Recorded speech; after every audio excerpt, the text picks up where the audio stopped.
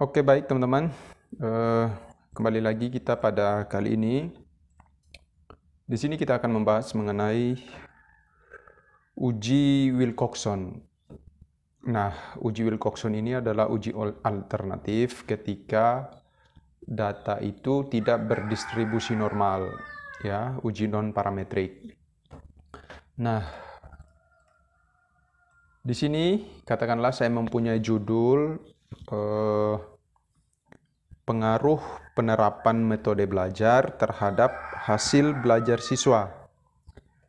Nah, kali ini kita akan mau mencari bagaimana sih apakah ada kenaikan antara sebelum dan sesudah. Di sini kita menggunakan sampel yang sama, hanya dengan perlakuan yang sama terhadap sampel yang sama gitu ya. Jadi kita hanya ingin mengetahui dua perbedaan gitu, jadi sebelum dan sesudah. Apakah ada peningkatan ataukah penurunan atau mungkin tetap hasilnya seperti itu ya teman-teman. Di sini kita menggunakan SPSS.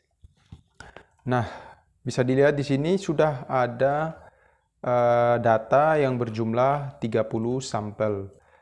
Nah, ini katakanlah contohnya.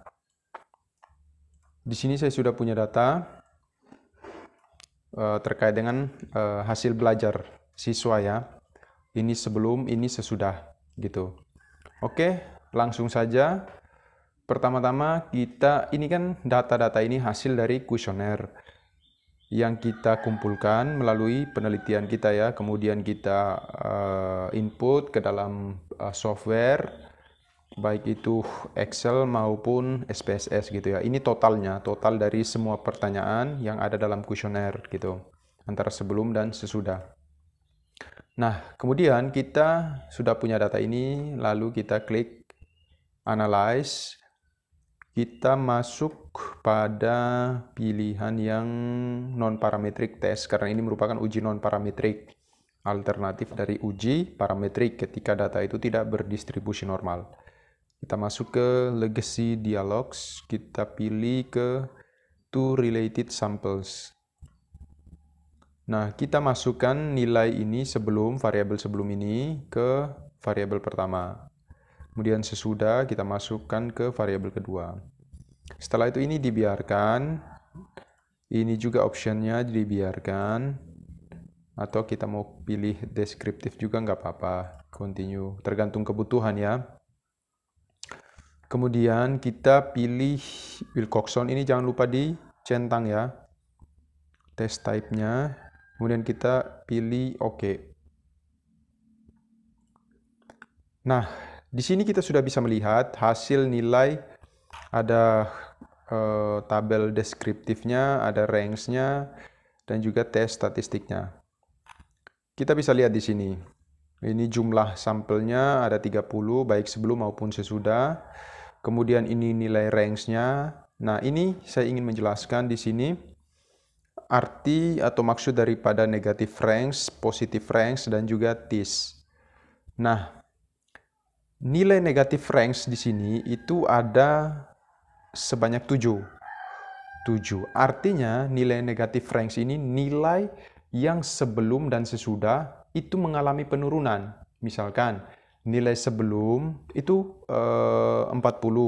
Kemudian di nilai sesudah justru mengalami penurunan. Jadi 38, 35. Nah, ini maksud dari negative ranks.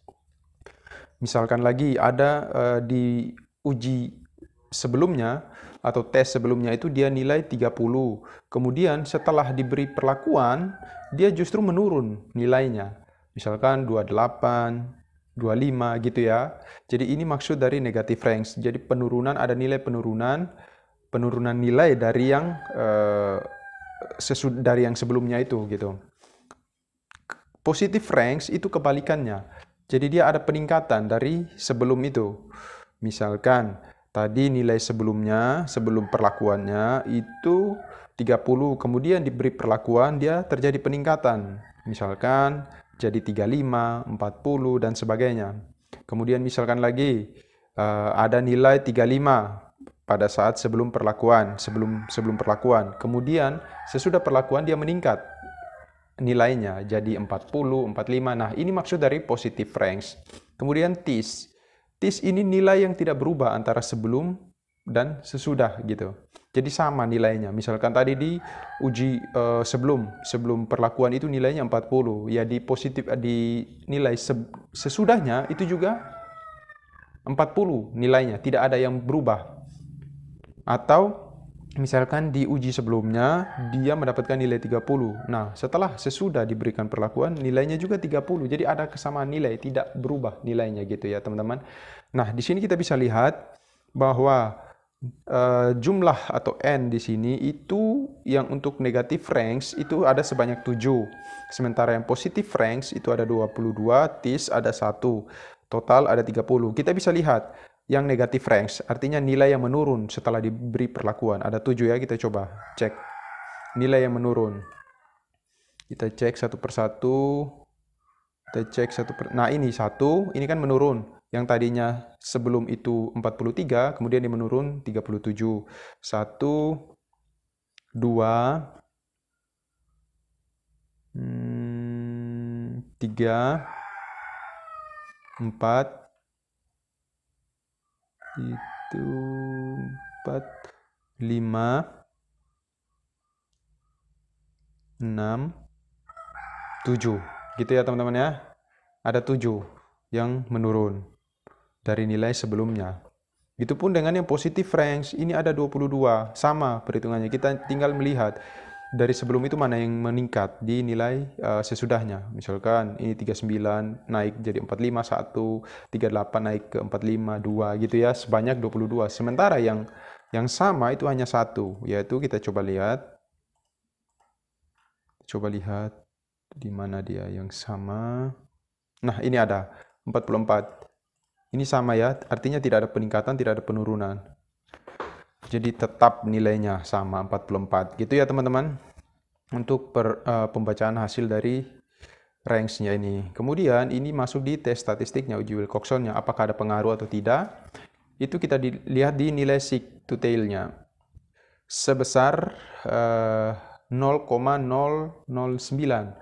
Nilai ini kurang dari 0,05. Artinya bahwa penerapan metode belajar ini mempengaruhi hasil belajar siswa. Ada peningkatan.